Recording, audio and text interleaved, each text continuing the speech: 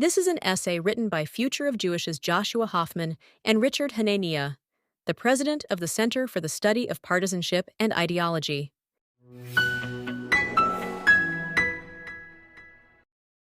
After 61 years of Ba'athist rule and 13 years of civil war, the Syrian regime has collapsed. Bashar al-Assad is in Russia, and what happens next in the country he left behind is anyone's guess. There are reasons to be pessimistic. We can't be sure that the rebels have given up on their fundamentalist goals, and even if they have, power vacuums tend to lead to chaos, and there is no guarantee anyone will be able to establish control over the country. The best predictor of a future civil war is having recently had a civil war, and Syria is both Muslim and extremely underdeveloped, both factors that have also been associated with poor prospects for democratization. The skeptic looks at the Arab mobs toppling statues and hitting them with their shoes, and listens to talk of moderate rebels and notes that we've been here many times before.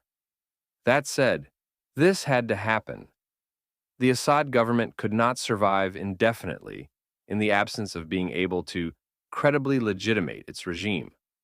Assad was an accidental leader, and his state always ruled through fear, which meant both terrorizing the Syrian population and arguing to domestic minorities in the West that the only alternative to itself was complete chaos or Islamism.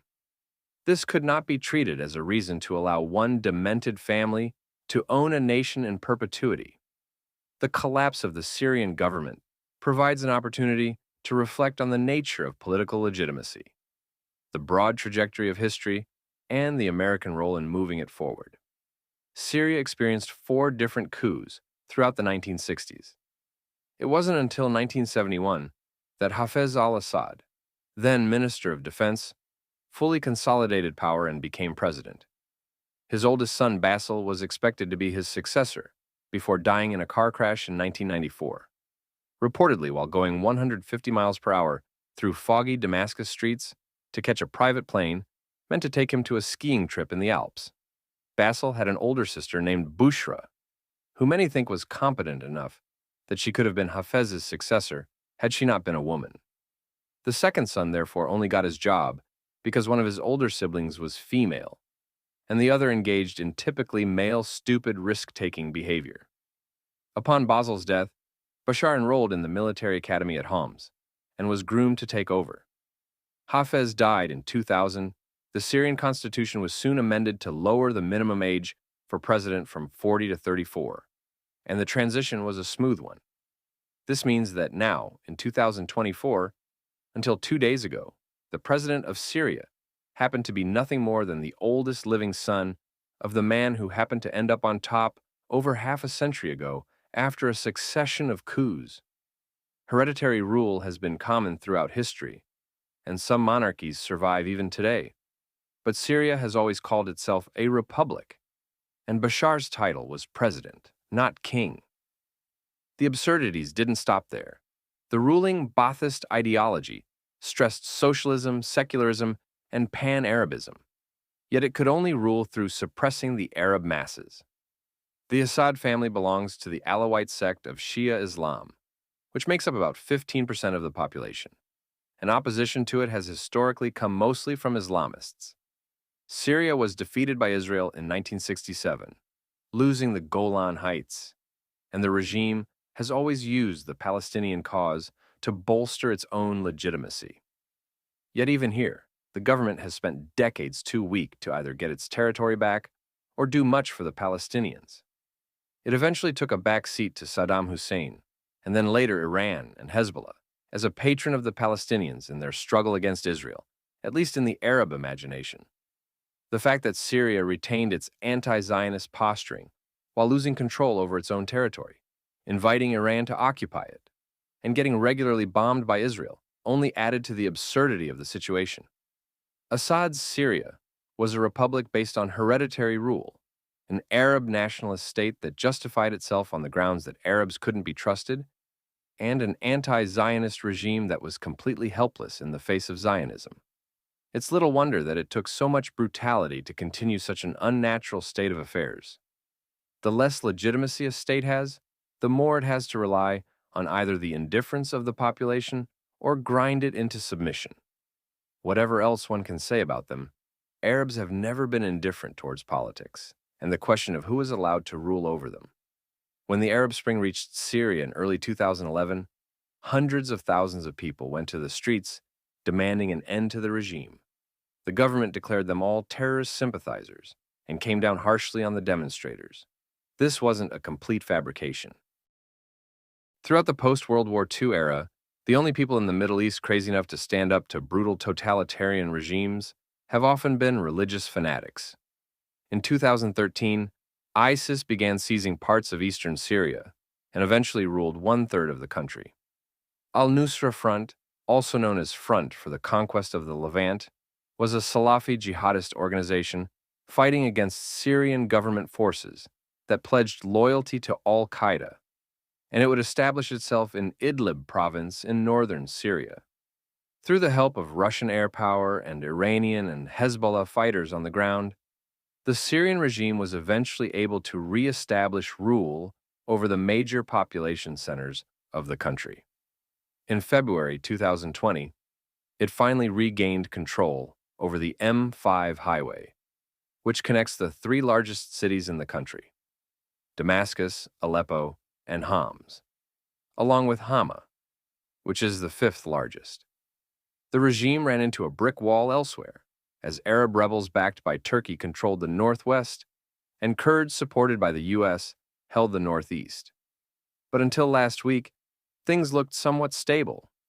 Few were expecting the Syrian regime to face any more existential threats, and steps were being taken to normalize relations with other countries in the region after they had been damaged or broken off during the civil war.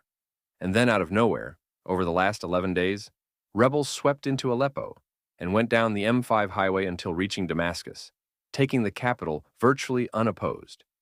The leader of the conquering army is a man who goes by the name Abu Muhammad al-Golani. Thus far, he's been saying the right things to reassure the rest of the world that he is definitely not al-Qaeda anymore. Golani began his career as a militant by going into Iraq to fight the American occupation in 2003. By 2012, he was back in Syria as the leader of Al-Nusra Front. He finally renounced international jihad in 2017, consolidated his base in Idlib by defeating al-Qaeda and ISIS forces, and declared that he was focusing exclusively on liberating Syria. Al-Nusra was consolidated with other groups in northern Syria, and the new entity created was called Hayat Tahrir al-Sham, which spearheaded the drive to Damascus. Throughout the recent offensive, Golani has been saying the right things. He claims that he accepts Syria as a multicultural nation, promises to protect the rights of all minorities, and even says diversity is his nation's strength. So far, there have been no real reports of persecution of non-Sunnis, and Hayat Tahrir al-Sham has been doing things like showing the world that life is going on as normal in Christian areas of Aleppo. There's a nice story we can tell here, in which the Syrian rebels started to win when they began to be tolerant. The Assad regime, as mentioned, has always been a historical absurdity. The entire justification for its existence was that the Syrian people could not be trusted to rule their own country, and they needed a strongman to protect minorities and stop a descent into theocratic madness. Without any real internal legitimacy, the Syrian government's strategy has been to just kill its way out of every problem, having to resort to help from foreigners to do so. This simply wasn't stable in the long run, and as soon as Russia got distracted in Ukraine and Hezbollah was more recently devastated by Israel, the rebels reemerged as a potent force, and the regime collapsed. In the book, The End of History and the Last Man, political scientist Francis Fukuyama talks about the path to liberal democracy as a Hegelian dialectic process. Populations want recognition and eventually converge on states that respect individual liberties and focus on improving people's well-being. At first glance, this is in the process of happening in Syria. Islamists who openly called non-Sunnis heretics and dreamt of establishing a new caliphate never came close to taking Damascus. In the end, power was seized by those who talked about diversity and respected symbols of tolerance, if not gay pride flags, then at least Christmas trees. Yet, it would be a mistake to assume that nice guys always win in the long run, and the end of history and the last man unfolds as an automatic process. It was Western pressure that ensured some third option other than Assadist mass murder or jihadist savagery could emerge. Given the role that Islamists have historically played in resisting authoritarian rule in the Muslim world, it was unsurprising that until 5 or 6 years into the Syrian civil war, the strongest non-Kurdish opponents of the Assad government were always some variant or subsidiary of al-Qaeda or ISIS. However, neither organization was ever going to be allowed to rule for long. At its peak in 2014 and 2015, ISIS controlled about 30 to 40% of the territory in both Iraq and Syria. Ending its rule required a brutal war that killed tens of thousands of militants and displaced millions of civilians, in which Russia, Iran, the United States, Europe, and Middle Eastern governments were all on the same side. Only with the total defeat of ISIS did you get the new diversity appreciating Hayat Tahrir al-Sham as the main opposition to the Assad regime. It is important to remember that it was American military power that stood in the way of the complete destruction of minority groups and all hopes of secular government across wide swaths of Iraq and Syria. A decade ago, the choice in Syria was between a brutal regime with its boot on the neck of the majority of the population and an Islamist movement that sought the complete subjugation, if not elimination, of secularists and minorities. The United States could not accept either option. Analysts often look back on then U.S. President Barack Obama's red line comment on Syria and consider it a great foreign policy failure of his administration. Yet it was fear of American military action that ensured that the U.S. and Russia would work together to remove all chemical weapons from Syria. This shouldn't be underestimated, as recent events might have unfolded very differently if the regime still had them. Since it ensured there were limits to how much Assad could brutalize his population, Washington also kept the rebels fighting him at arm's length and sometimes made war on them. The U.S. in effect worked to make sure no side could win the civil war. Sometimes people see a policy like this that seems incoherent on its surface and attribute the outcome to malice. Maybe the U.S. just wants Arabs to be weak and divided for the sake of controlling all the oil or protecting Israel or some other reason. A better explanation is that elite human capital in the West, and to a lesser extent much of the international community, simply recoils when seeing certain actions taken by movements and governments. The American alliance with the Kurds has shown that working alongside partners on the ground is possible when there are shared values. But the Kurds were never going to take the capital, and since neither Assad nor Islamist rebels could be completely supported or totally opposed by the United States, what American policy seemed to help facilitate was chaos, without any larger purpose. Yet, the long-term effect has been to keep the Syrian conflict burning until the hope of something better emerged. America, of course, wasn't alone. Others in the region also took the position that Assad, killing his way back to complete domination, and Islamists gaining territory were both unpleasant options, although Syria's neighbors were more willing to accept the latter in the early days of the civil war and the former over the last few years.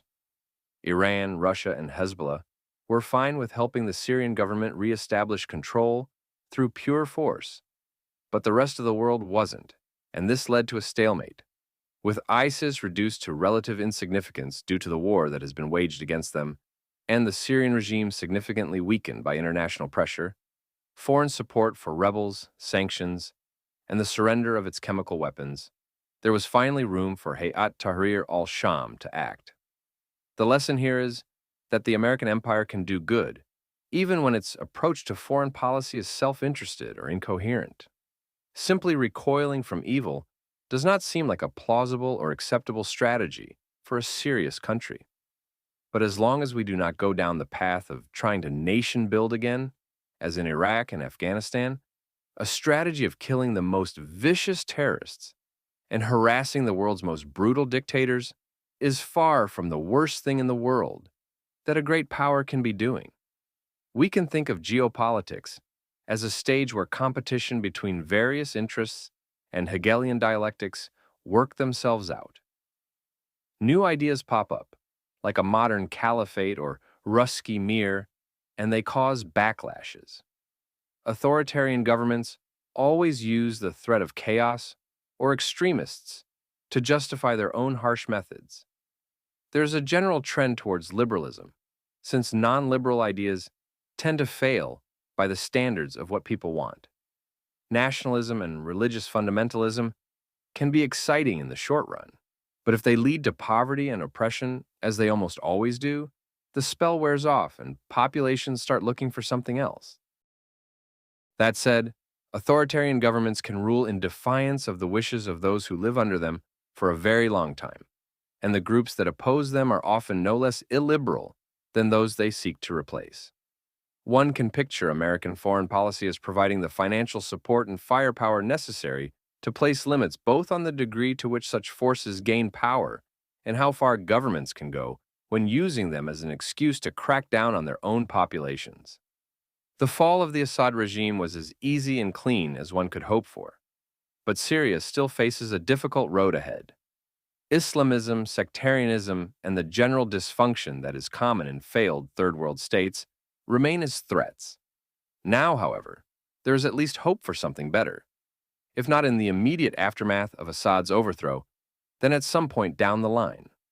America's role as the Hegelian hammer continues, since U.S. Central Command announced dozens of airstrikes against ISIS on the same day that Damascus fell.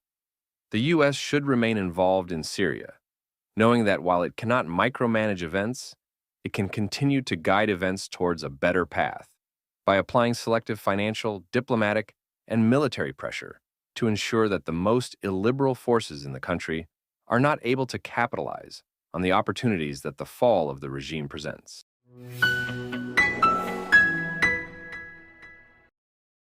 Israel and the fall of the Assad regime, a strategic turning point. In the immediate aftermath of the regime's collapse, the Israel Defense Forces, the IDF, launched a sweeping 48-hour bombing campaign, targeting strategic military assets in Syria to mitigate potential threats from destabilized power dynamics. The IDF announced that it had executed over 350 strikes on strategic targets in what it called Operation Bashan Arrow, eliminating an estimated 70 to 80% of the former Assad regime's military capabilities. This operation, involving the Air Force and Navy, underscores Israel's proactive approach to preventing advanced weaponry from falling into the hands of hostile actors, such as Iranian proxies, extremist groups, or other non-state entities that could exploit the power vacuum. Syria's arsenal under Assad included sophisticated surface-to-air missiles, advanced rockets, and chemical weapons stockpiles, posing a potential threat to Israel if commandeered by adversaries. By preemptively dismantling much of this infrastructure, Israel aims to reduce the risk of these assets being used to destabilize the region or target its civilian and military infrastructure. Beyond the immediate tactical gains, the campaign reflects Israel's broader strategic doctrine, maintaining military superiority and preempting security risks in a volatile neighborhood. With Assad's regime no longer a power in Syria, the country could fragment into competing factions, intensifying threats from both jihadist groups and Iranian-backed militias seeking to expand their influence. However, the fall of the Assad regime also opens opportunities for Israel. A fragmented Syria may provide avenues for limited de-escalation with less cohesive adversaries, potentially easing tensions along Israel's northern borders. Nevertheless, this depends heavily on how Syria's internal dynamics evolve and whether external powers such as Iran, Turkey, and Russia intensify their involvement in the country's fractured political and military environment. In essence, Israel's response to Assad's fall exemplifies the delicate balance it must strike between neutralizing immediate threats and preparing for long-term challenges. As the situation in Syria remains fluid, Israel's vigilance and capacity for rapid strategic adjustment will be critical to its ongoing security.